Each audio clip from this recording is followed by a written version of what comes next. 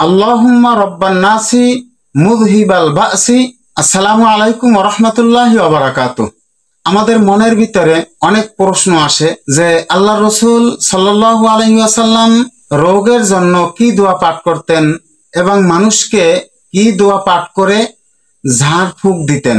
এরকম প্রশ্ন আমাদের মনের ভিতরে আসে, কেননা আল্লাহ রাসূল যেই দোয়া পাঠ করতেন আমাদেরও মনে চায় সেই দোয়াটি পাঠ করা। কোনো অসুস্থ ব্যক্তি আল্লাহ রসুলের সামনে আসলে অথবা আল্লাহ রসুল কোনো অসুস্থ ব্যক্তির কাছে গেলে এই দোয়াটি পড়ে ঝাড়ফুঁক দিতেন। এই দোয়াটি অত্যন্ত গুরুত্বপূর্ণ এবং অত্যন্ত ফলদায়ক।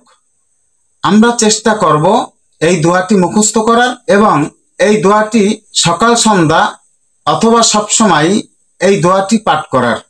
এবং কোনো রোগীকে এই দোয়া পাঠ করে যদি ফু দেওয়া হয়, আল্লাহ পাক রব্বুল আলামিন এই দোয়ার বরকতে আল্লাহ রোগের শেফার ব্যবস্থা করে দিবেন। রাসূলুল্লাহ সাল্লাল্লাহু আলাইহি ওয়াসাল্লাম এই দোয়াটি পড়ে কোনো রোগীকে ফু দিতেন, কোনো রোগীকে ঝাড়ফুঁক করতেন। দোয়াটি হলো আল্লাহুম্মা রব্বান নাসি মুযহিবাল বাসি ইশফি আনতা শাফি লা শাফি ইল্লা আনতা শিফাআন লা ইউগাদিরু সুকমা। আল্লাহুম্মা রব্বান নাসি মুযহিবাল বাসি ইশফি আনতা শাফি লা শাফি ইল্লা আনতা শিফাআন লা ইউগাদিরু সুকমা।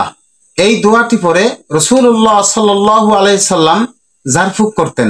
আপনিও যদি আপনার রোগের আরোগ্য চান, রোগের শেফা চান, এই দোয়াটি আপনিও পাঠ করুন।